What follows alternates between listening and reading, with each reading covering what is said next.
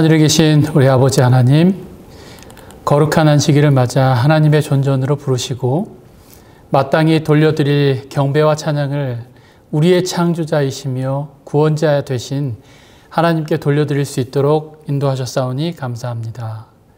이 거룩한 예배에 전염병으로 인해서 우리가 함께할 수 없음이 참 못내 아쉽습니다. 그러나 곧 세상의 사람들을 괴롭게 하는 질병을 고치시고 또다시 하나님의 성전에 모일 수 있도록 인도하여 주시옵소서. 이 시대의 징조는 이제 곧 오실 예수님을 가리키고 있습니다. 이런 때에 우리가 더욱 주의 재림을 기다리며 깨어 근신하는 백성들이 될 수 있도록 인도하여 주시옵고 어리석은 처녀들과 같이 졸지 않도록 인도하여 주시옵소서. 이 한 시간도 하나님의 임재하심 속에 온전히 하나님께만 드려지는 거룩한 예배가 될 수 있도록 인도하여 주시옵소서. 예수 그리스도의 이름으로 기원하옵나이다. 아멘.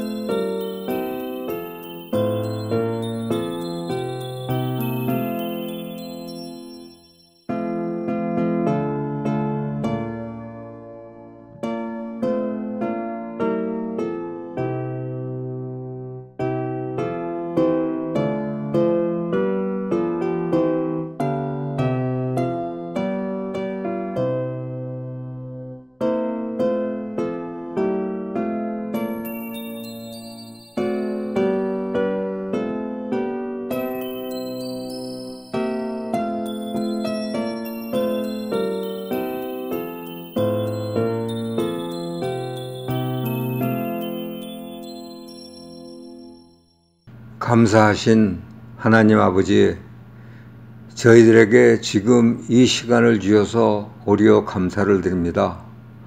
우리는 우리의 생활이 괜히 분주하고 바쁘게 돌아가는 세상 속에서 살다가 이렇게 멈춤을 주시고 우리가 우리를 다시 돌아볼 수 있는 귀중한 시간을 주셨습니다.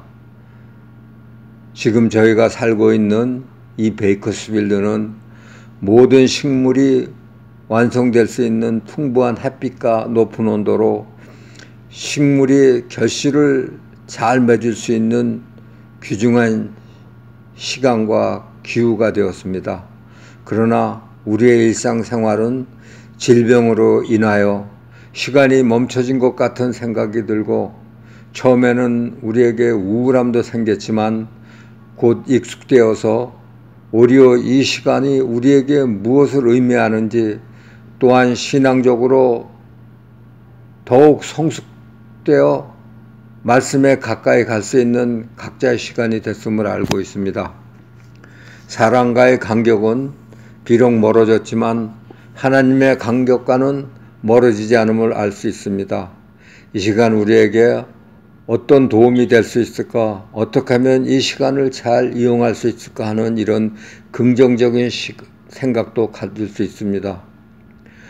우리가 우리의 회복을 위하여 하나님 아버지께서 이 쉼의 시간을 주셨으리라고 믿습니다.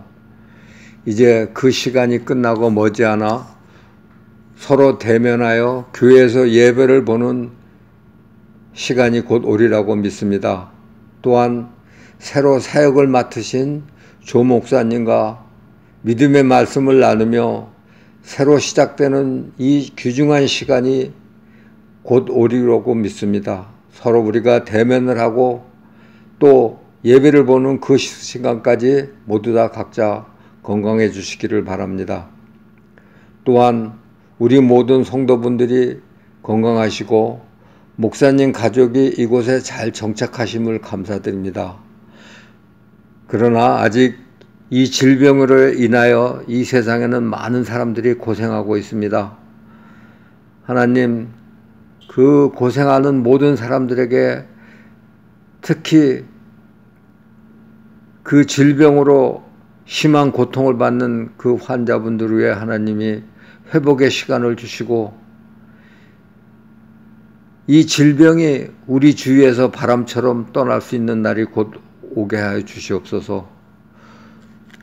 그리고 또한 우리가 어려운 시기에 이 교회를 위하여 수고하여 주신 이동원 목사님 네 분, 그분들이 어디에 가시든지 맡으신 사역에 최선을 다하리라고 믿습니다. 그분들에게 건강함을 주시고 사역을 맡으시는 데 최선을 다할 수 있는 능력을 주시옵소서. 또 이 안식일 우리에게 말씀을 주시는 조 목사님께 특별히 은혜를 주셔서 그 말씀이 우리의 믿음이 성장할 수 있는 시간이 되게 하여 주시옵소서. 오늘 이 모든 말씀을 우리 주 예수 그리스도의 이름으로 기도드립니다. 아멘. 성도 여러분 안녕하십니까? 행복하고 복된 안식일입니다. 신명기 4장 39절에서 40절 말씀을 읽도록 하겠습니다. 그런즉 너는 오늘날 상천하지에 오직 여호와는 하나님이시요 다른 신이 없는 줄을 알아 명심하고 오늘 내가 내게 명하는 여호와의 규례와 명령을 지키라. 너와 내 후손이 복을 받아 내 하나님 여호와께서 내게 주시는 땅에서 한없이 오래 살리라. 오늘 신명기에 주신 복이 여러분과 여러분의 가정, 사업장과 직장에 풍성하게 내려주시기를 축원합니다. 오늘 저는 여러분과 함께 다니엘서 6장에 나오는 다니엘의 이야기를 살펴보려고 합니다. 이 이야기는 너무도 유명한 이야기입니다. 제가 말씀드렸다시피 어렸을 때에 저는 동해 중앙교회에 출석을 했습니다. 그때는 묵호교회였죠. 동중한합회의 대선배님이신 송창회 목사님과 지금은 은퇴하셨습니다. 또 권혁우 목사님께서 담임하실 때입니다. 그때는 교회가 그리 크지 않았습니다. 지금은 새롭게 잘 지어졌지만 그때만 하더라도 아주 허름한 그런 교회였습니다. 교회에 들어가면 지금과는 달리 단상이 아주 높게 올라와 있었고요. 가까이에서는 눈을 높이 들어야만 목사님을 볼 수 있었습니다. 권혁우 목사님이 체구가 조금 작으시고 키가 작으셔서 목사님을 보려면 고개를 이렇게 더 들어야만 볼 수 있었습니다. 저는 할머니 때문에 교회를 출석하게 되었습니다. 나이가 굉장히 어렸을 때였죠. 그런데 너무너무 인상적인 일이 있었습니다. 하루는 담임 목사님께서 설교하지 않으시고 어떤 여청년이 올라와서 설교를 했습니다. 교회는 옛날 스타일이어서 아주 칙칙했는데요. 그 누나가 나오는 순간에 모두의 눈이 휘둥그레졌습니다. 아니, 이 교회에 이런 미녀가 있다니 너무너무 이뻤죠. 그래서 저는 저를 포함한 아주 조그만 녀석들이 제일 앞자리에서 경쟁하듯이 앉아서 그 누나가 하는 이야기를 들었습니다. 얼굴은요, 여러분 아주 정말 손바닥으로 가릴 정도로 조그만했었고 한여름이라서 살랑살랑 하늘거리는 반팔 블라우스에 어느 색인지 기억도 나지 않지만 아주 치마를 입고 단상에 올랐습니다. 이야기를 시작하는데 목소리가요, 너무너무 예뻤어요. 제 머릿속에는 정말 할렐루야를 외치는 그런 소리가 났습니다. 교회 출석은 물론이고 그 누나가 교사로 있는 어린이반은 무엇에 홀린 듯이 자진으로 출석하는 모범 어린이가 되었죠. 어린이반에서 누나가 읽어주는 성경 이야기는 지금은 기억나지 않지만 하여간 100% 교회에 출석을 했습니다. 모르긴 하지만 확실히 어린이반에서의 영향력은 담임 목사님보다 이 누나에게 훨씬 더 강했습니다. 얘들아 모이자 그러면 경쟁하듯이 누나 옆자리에 와서 앉았습니다. 누가 와서 앉을까 봐요. 쏜살같이 와서 누나 옆에 앉고는 했었죠. 그때 그 누나의 설교가 다니엘서 6장에 나오는 사자굴의 사건입니다. 지금은 얼굴도 기억나지 않지만 누나가 들려줬던 이야기는 오늘도 우리에게 큰 교훈을 주는 이야기입니다. 오늘 우리 다 같이 하나님의 말씀 다니엘서 6장 10절의 말씀을 함께 읽고 시작해 보도록 하겠습니다. 다니엘서 6장 10절의 말씀입니다. 다 같이 함께 읽을게요. 다니엘이 이 조서에 어인이 찍힌 것을 알고도 자기 집에 돌아가서는 그 방이 예루살렘으로 향하여 열린 창에서 전에 행하던 대로 하루 3번씩 무릎을 꿇고 기도하며 그 하나님께 감사하였더라. 우리 모두가 잘 아는 이야기입니다. 다니엘은 조서에 어인이 찍힌 것을 알고도 전에 행하던 대로 하루에 3번씩 무릎을 꿇고 기도했습니다. 이 장면을 생각해 보면서 다니엘이 습관적으로 기도하는 것에 초점을 맞추어서 성도들이 어떤 어려움이 있어도 습관적으로 하나님을 찾고 또 기도해야 한다고 설교를 하곤 합니다. 사실 그때 들었던 그 누나의 설교가 모두 기억나는 것은 아니지만요. 다니엘이 사자굴에 들어가도 기도할 수 있었던 사람이었다고 설교했던 것 같습니다. 그런데 오늘 우리는 조금 더 깊이 들어가 보기를 원합니다. 다니엘이 기도했던 내용이 무엇일까요? 왜 다니엘은 융통성도 없이 그렇게 기도해야만 했을까요? 이 기도는 왕의 어인이 찍힌 것을 알고도 또 명령을 무시할 만큼 중요한 것이었을까요? 만약 이 기도가 그렇게 중요한 것이었다면 지금 나는 어떻게 이 기도를 하면서 살고 있을까요? 다니엘이 살았던 그 시대와 지금 내가 사는 시대는 너무도 큰 시간적인 또 지리적인 차이를 보이는데 이 이야기가 2020년 미국에 살고 있는 우리에게 어떤 의미가 있고 또 어떻게 우리가 적용하며 살 수 있을까요? 저는 이런 의문들을 이번 설교를 통해서 함께 살펴보기를 소망하는 것입니다. 여러분, 지난 설교에서 저는 홍해 사건들에 대한 이야기를 나눴던 것 여러분 기억하시죠? 이스라엘이 홍해 앞에 섰을 때 홍해는 어느 쪽에서부터 갈라졌을까요? 우리 김진은 집사님께서 잘 맞추신 것처럼 여러분 동쪽에서부터 그렇게 갈라진 것을 확인하게 되었었지요. 우리는 성경을 잘 보지 않으면 어떤 영화나 매스미디어에서 본 것과 같이 모세가 지팡이를 착 들었더니 홍해가 쫙 갈라지는 그런 모습을 상상하기 쉽습니다. 그런데 성경의 본문들을 가만히 살펴보면요. 서쪽에서부터 갈라진 것이 아니라 동쪽에서부터 갈라져 왔음을 우리가 확인하게 되지요. 출애굽기 14장 21절에는 모세가 바다 위로 손을 내어민데 여호와께서 큰 동풍으로 밤새도록 바닷물을 물러가게 하시니 물이 갈라져 바다가 마른 땅이 된지라 라고 기록을 하고 있습니다. 큰 동풍이라고 하는 것은 동쪽에서 불어오는 바람을 말하는 것이죠. 물론 하나님은 동풍으로 불어오는 그 동풍으로 말미암아 서쪽에서부터 물이 갈라지게 하실 수도 있습니다. 그러나 우리가 논리적으로 생각을 해보면요. 동풍으로 물을 물러가게 하셨다면 물도 동쪽에서부터 갈라져야 맞는 것이지요. 이 부분으로 논쟁을 하자는 이야기가 아닙니다.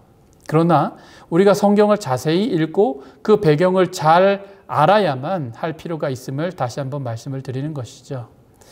그러므로 이 말씀을 생각해 보면서 순식간에 갈라지는 홍해의 모습이 아니라 밤새도록 하나님께서 동풍으로 바닷물을 갈라지게 하시는 모습을 상상할 수 있는 것입니다.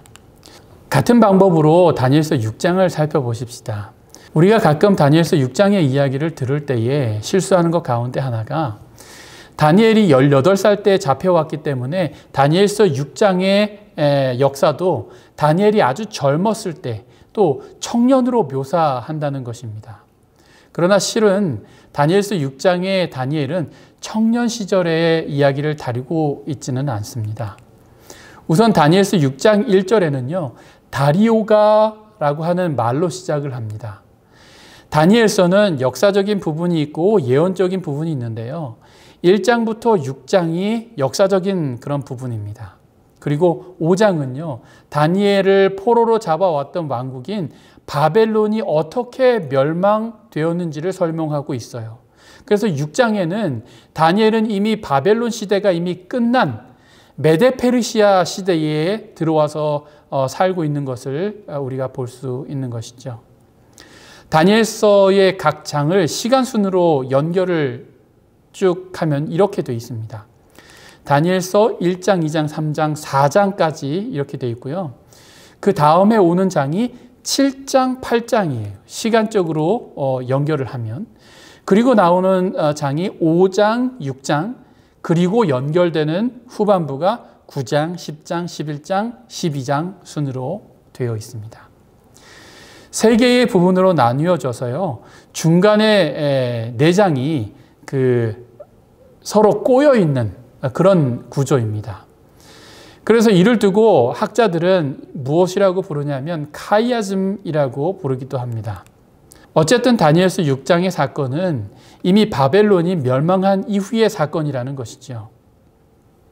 여호야김 3년에 18살의 나이로 바벨론에 잡혀온 다니엘은 바벨론의 시대가 모두 지나가고 메데페르시아 시대의 첫 왕인 다리오 왕의 시대에 이르게 된 것입니다. 다리오는 메데페르시아의 첫 번째 왕입니다. 이스라엘의 귀한 조서를 내린 첫 번째 왕이 고레스의 장인이자 외삼촌이기도 합니다.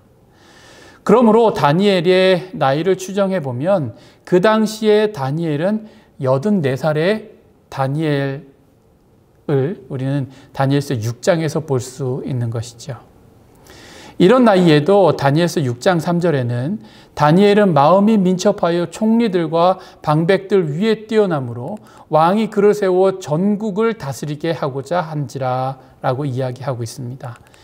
다니엘은 마음이 민첩하여 라고 표현했는데요. 원문에는 뭐라고 표현을 하고 있냐면 highly unusual or exceptional or remarkable 이라고 기록을 하고 있습니다. 다니엘서 6장에 나오는 다니엘은 84살의 나이에도 불구하고 젊었을 때의 그 기민함과 민첩함을 그대로 가지고 있었다는 것이죠. 이쯤에서 우리는 하나의 의문이 듭니다. 84살의 나이에 왜 그렇게 융통성도 없이 신앙을 하는 것일까? 나이가 들어서 여러분 고집이 들어서 그런 것일까? 아무리 습관적인 일이라고 할지라도 목숨을 걸 만한 일이었을까? 다니엘서 6장을 가만히 살펴보면서 에스더서에서 나왔던 것과 비슷한 사건이 벌어집니다. 다니엘서 6장에서 나오는 이 이야기는 에스더서에서 127개 도를 다스리기 위해서 7방백을 세우고 그 위에 하만을 세웠던 것과 같이 다니엘서에서는 3명의 방백을 세워서 나라를 통치하게 되는데 다리오 왕이 3명의 방백들 위에다가 다니엘을 세우는 일을 하는 것입니다. 3명의 방백 입장에서는 아주 짜증나는 일이었지요. 자신들의 위치가 더 내려간 것입니다. 그리고 다니엘은 유대 출신, 포로 출신, 자신들이 정복한 나라의 출신인 것입니다. 좋은 사람인 것은 알겠지만 이 정도 나이면 은퇴해도 될 만한 나이죠. 그래서 강제 은퇴시키기로 작정하고 계획을 세우는 것입니다. 이 일이 사자굴의 사건인 것이죠. 여러분, 이런 시험이 오면 여러분 어떻게 하시겠습니까? 같은 나이라고 여러분 상상해 보십시다. 그리고 조직적으로 자신을 해하고자 움직이는 것이 보입니다. 그리고 드디어 왕은 명령을 내립니다. 기도하면 사자굴에 집어넣겠다고 말입니다. 우리라면 과연 어떻게 했을까요? 여러분, 사실 지금이라면 다니엘과 같이 하지 못했을 것 같아요. 왜냐하면 다니엘과 같이 간절하지 않기 때문인지도 모르겠습니다. 무엇이 간절했을까요? 무엇이 그토록 간절하고 무엇이 그렇게 정말 간절해서 그렇게 기도해야만 했을까요? 다니엘과 지금의 나는 과연 어떤 차이가 있기에 우리는 이렇게 용감한 기도를 하지 못할까요? 지금부터 살펴볼 내용은 다니엘이 그저 습관 때문에 기도한 것이 아님을 알려줍니다. 그저 하나님께 기도하는 사람이라는 명성을 위해서 그렇게 기도한 것이 아니라는 것입니다. 또한 기도하는 시간을 바꾸거나 도망가는 모습을 보이면 믿음 없는 사람처럼 인식될까 봐 그런 것도 아니라고 하는 것입니다. 지금 이 상황을 이해하기 위해서는 조금 전 말씀드렸던 다니엘서의 각 장의 역사적인 사건들을 이해하는 것이 굉장히 중요합니다. 다니엘서 6장과 맞닿은 그 장이 몇 장이라고 했는지 여러분 기억하십니까? 다니엘서 6장 다음에 오는 장은 다니엘서 9장이지요. 그럼 다니엘서 9장을 함께 좀 살펴보십시다. 다니엘서 9장 1절부터 2절에 있는 말씀입니다.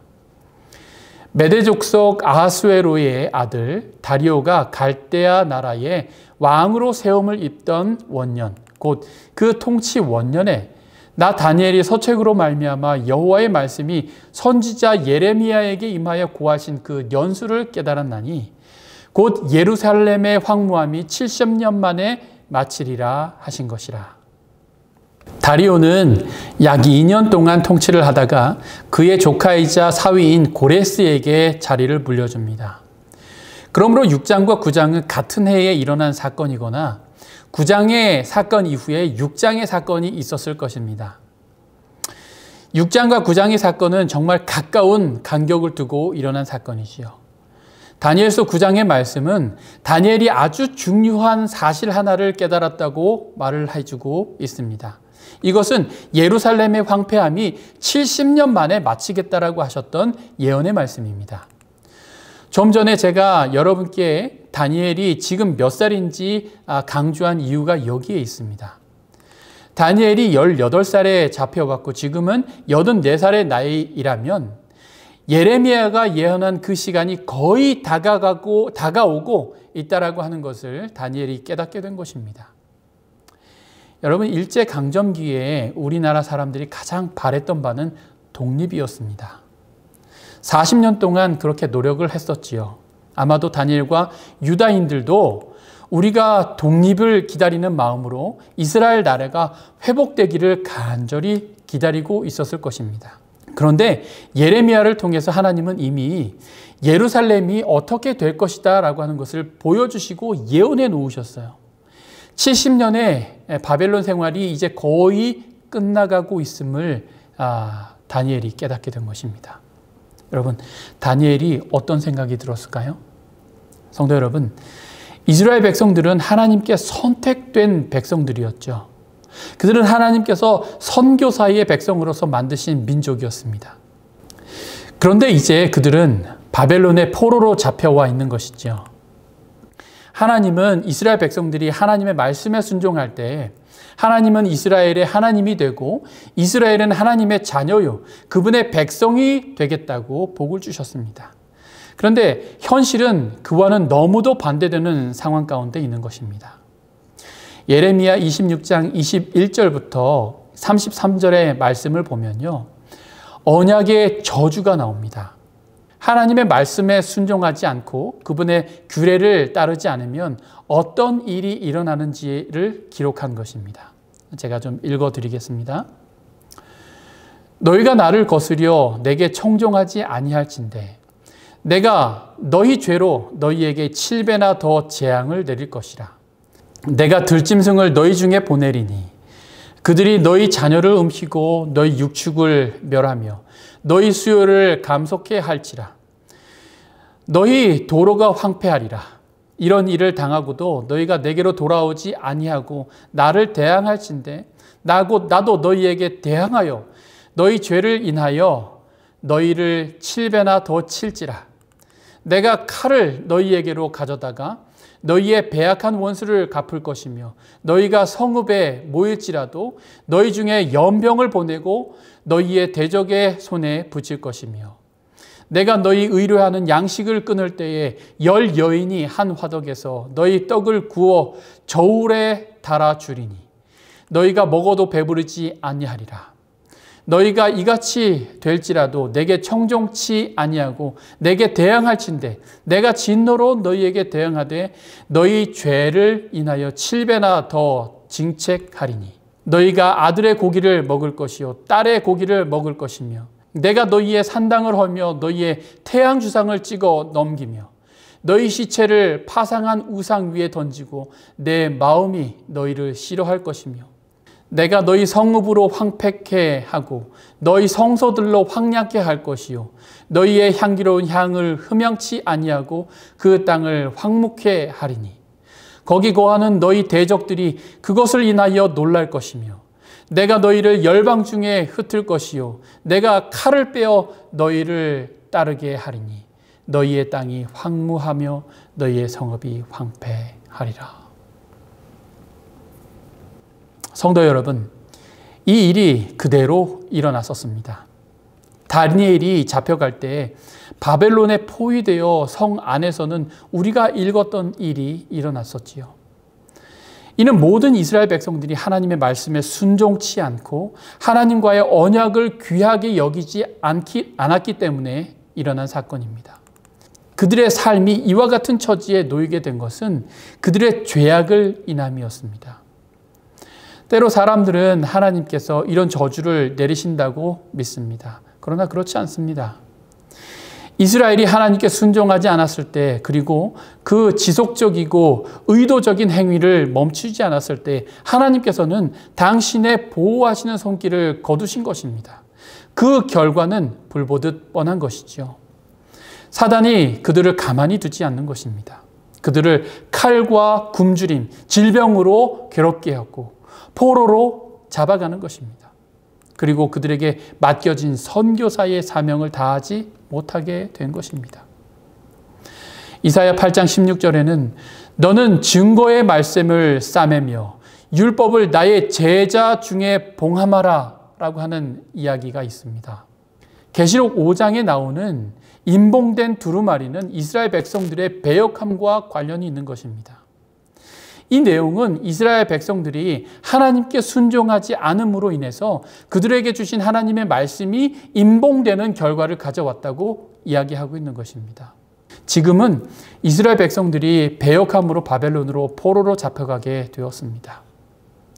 그들의 배역함과 순종하지 않음이 여러 결과를 가지고 왔는데 첫째는 하늘의 문을 닫고 비를 내리지 않았던 엘리야 시대의 일도 있었고요.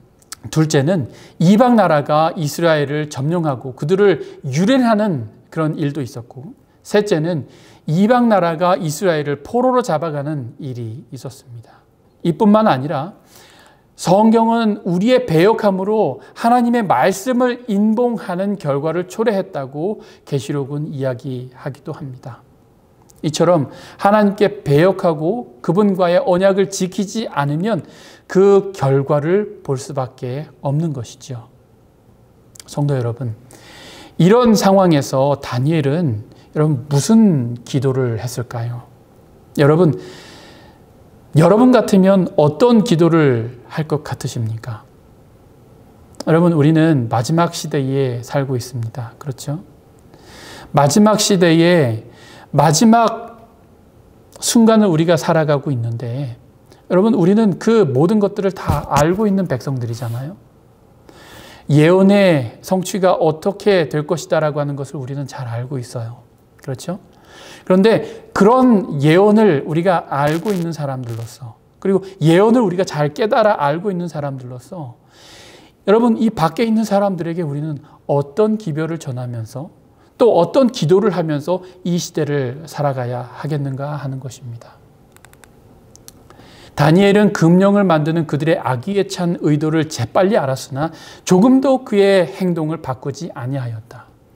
그에게 기도가 가장 필요되는 지금에 왜 그가 기도하기를 멈출 것인가? 차라리 그는 생명 그 자체를 버릴지언정 하나님의 도우심에 대한 그의 소망을 버리고자 하지 아니하였다. 선지자와 왕 44장에 있는 이야기입니다.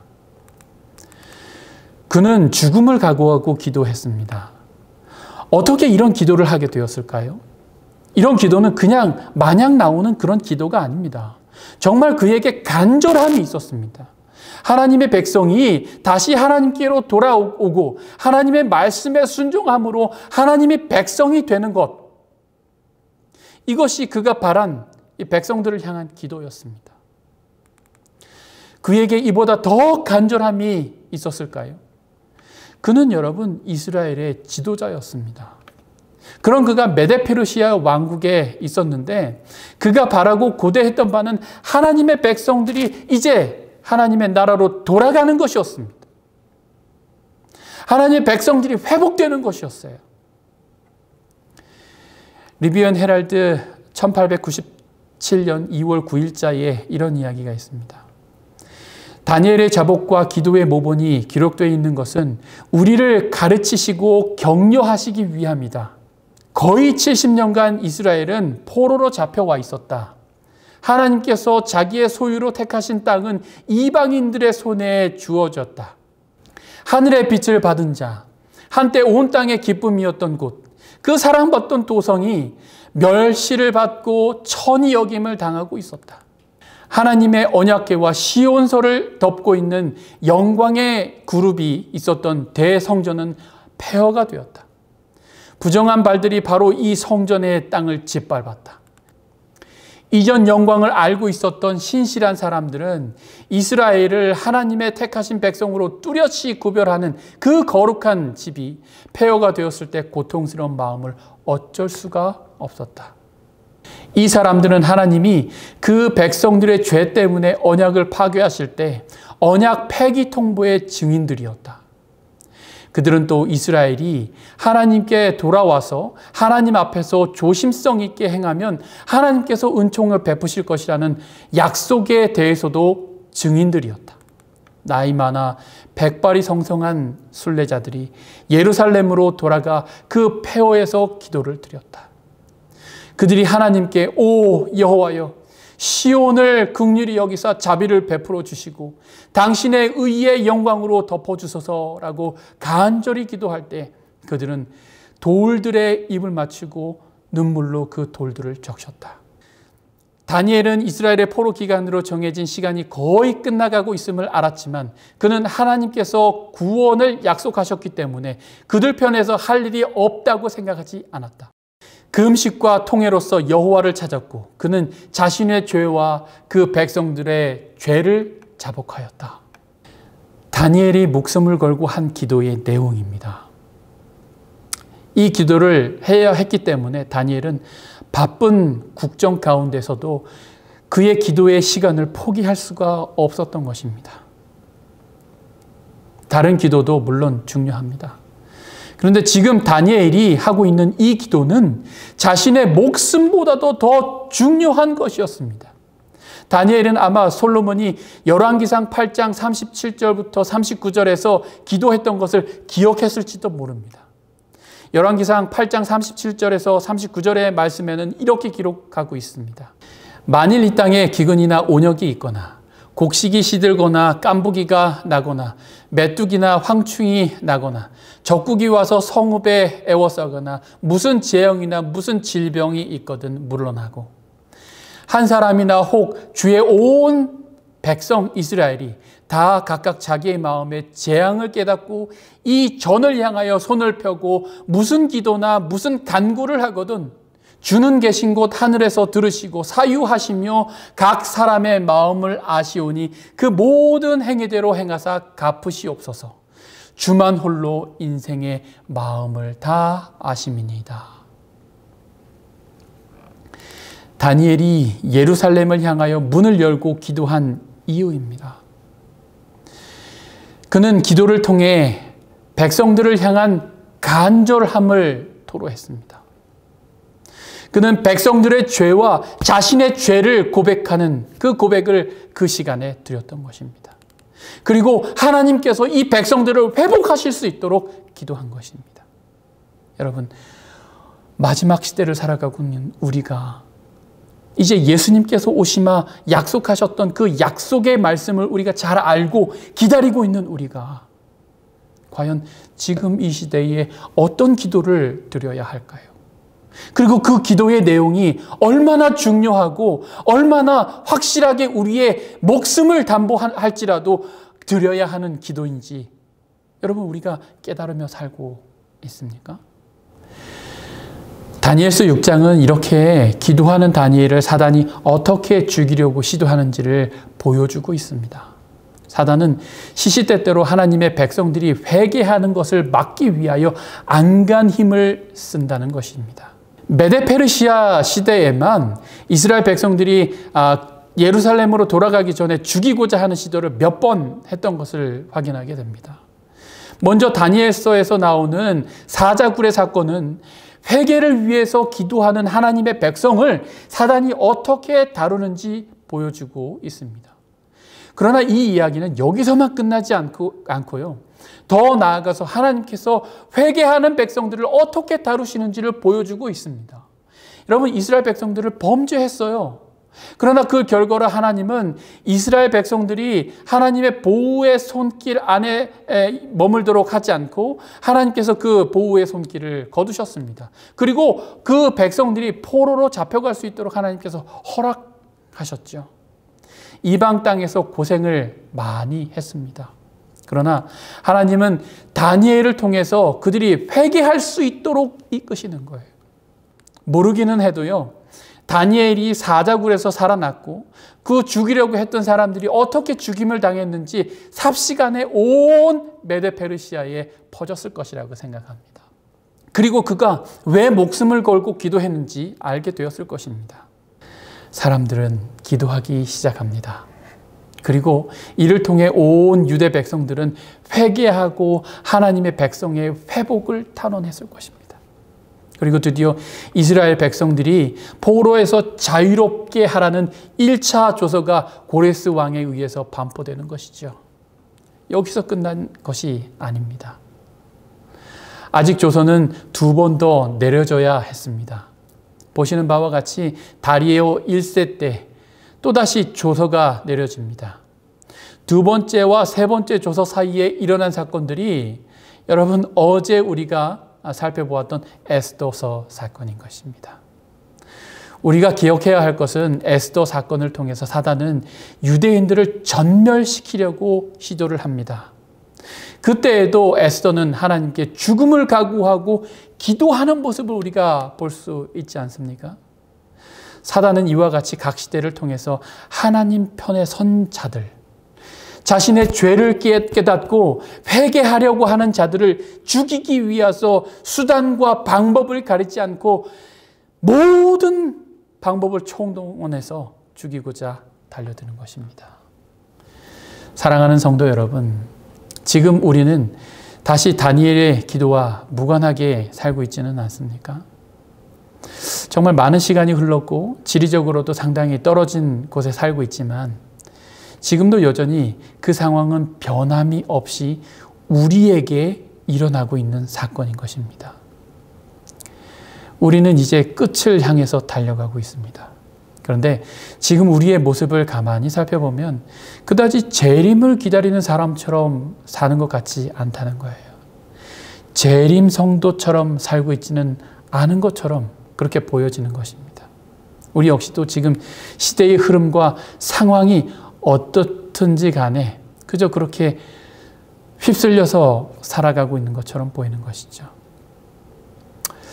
언젠가는 다니엘의 그 경험이 우리의 경험이 될 날이 곧 올 것입니다. 우리의 죄를 위하여, 우리의 가족과 사랑하는 사람들을 위하여 무릎을 꿇을 때 사단은요, 가만 있지 않습니다. 사단에게 그랬던 것처럼 또 모르드게와 에스더서에 나오는 그 에스더를 죽이려고 했던 것처럼 사단은 죽이려고 달려드는 것이죠. 그리고 마지막 때가 되면 사단은 사자굴이 아니라 더한 방법을 사용하기도 하고 그렇게 해서 우리를 위협할 것입니다.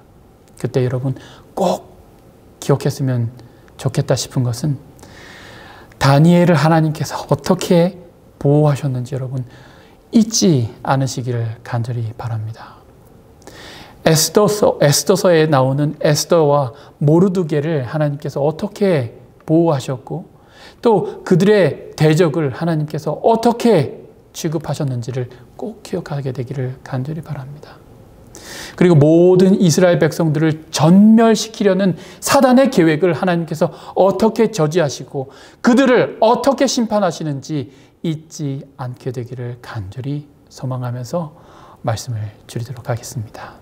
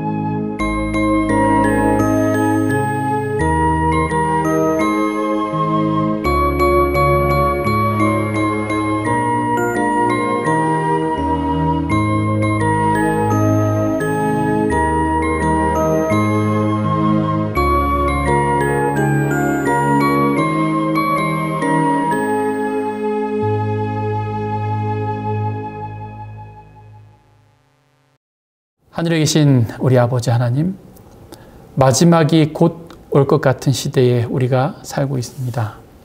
두렵고 떨리는 마음으로 주님의 재림을 기다리고 있지만 혹 우리가 아직도 준비되지 않고 여전히 이 땅에서 계속해서 살 것처럼 오늘 하루를 살고 있지는 않습니까?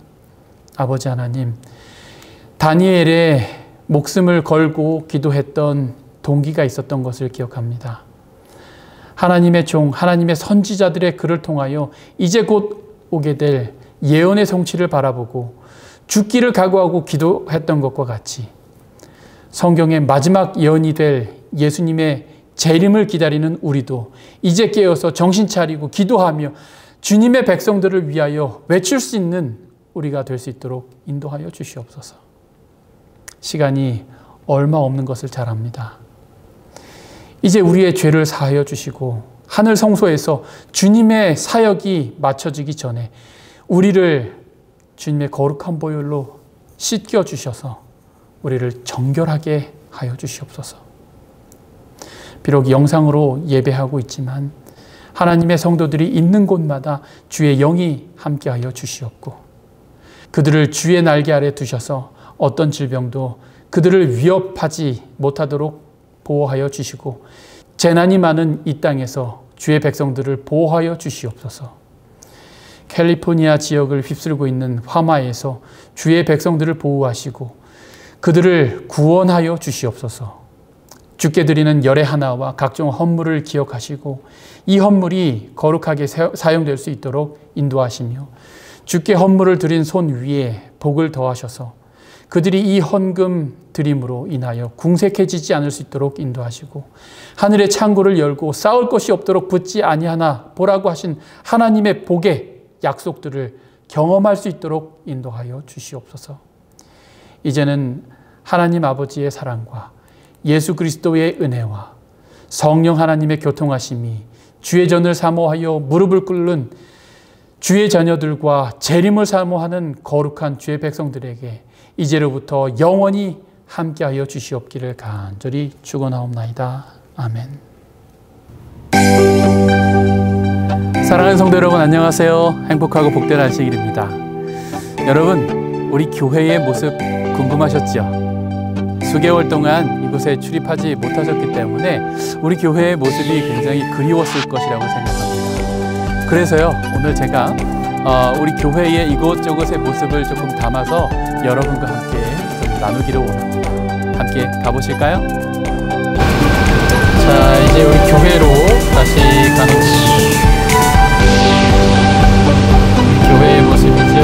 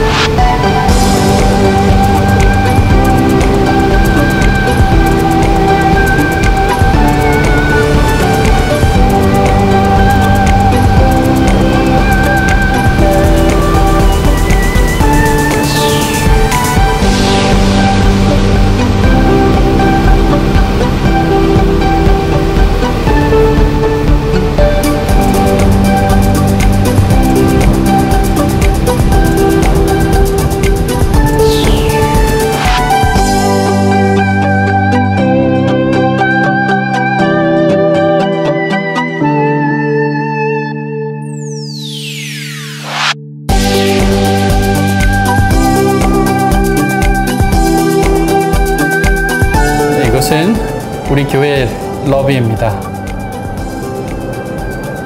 코로나 때문에 사회적 거리를 유지하기 위해서 우리 집사님들과 장로님들께서 바닥에다가 이렇게 표시를 해두고 적정한 거리를 유지할 수 있도록 도움을 주시기 위해서 이렇게 그려놓았어요. 자, 여러분 어떠세요? 우리 교회 성소의 모습입니다. 여러분 가슴이 뛰지 않으세요?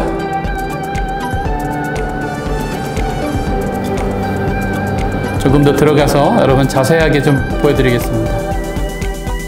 자, 이제 제가 360도 돌아서 우리 교회의 모습이 어떤지 다시 한번 여러분께 나누도록 하겠습니다.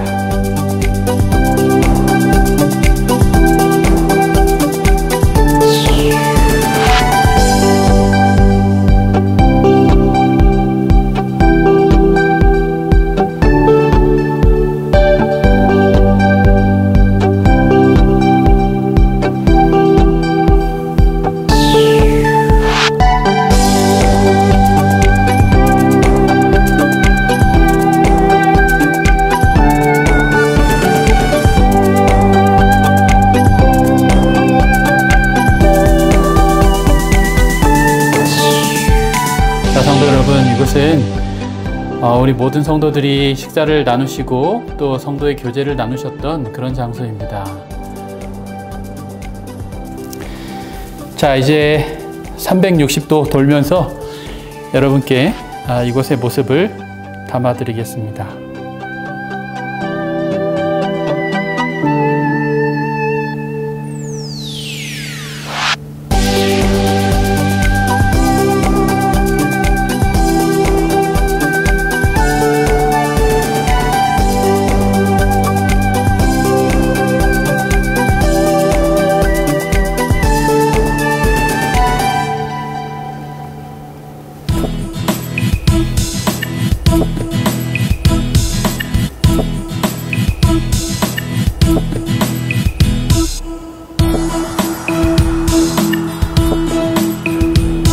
우리 집사님들이 궁금하실 것 같아서 우리 식당의 모습도 조금만 더 담아보겠습니다. 우리 집사님들 또 우리 장로님들과 함께 식사를 준비하셨을 우리 식당의 모습입니다.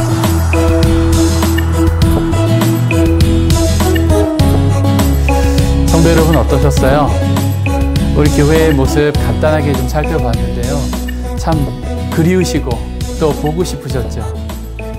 저도요, 여러분 이곳에서 빨리 여러분 만나 뵙게 되기를 소망합니다. 이곳에 발령을 받고 이곳에 부르심을 받았는데요. 제가 아직 여러분 모두를 만나 뵙지 못했어요. 교회는 왔는데 우리 성도들을 만나 뵙지 못한 것입니다. 참 마음이 아파요. 이 코로나가 빨리 종식이 돼서 여러분과 함께 만나서 함께 성도의 계절도 나누고 또 함께 기도하고 또 함께 예배드리는 일 빨리 하기를 소망합니다. 여러분, 그때까지 여러분 꼭 건강 조심하시고 또 코로나 걸리지 않도록 여러분 스스로를 잘 보호하셨으면 좋겠어요. 그리고 이 교회에 다시 모여서 우리 하나님을 찬양하고 경배하는 일 속히 하게 되기를 소망합니다. 여러분 그때까지 평안하시고 건강하게 되기를 소망합니다.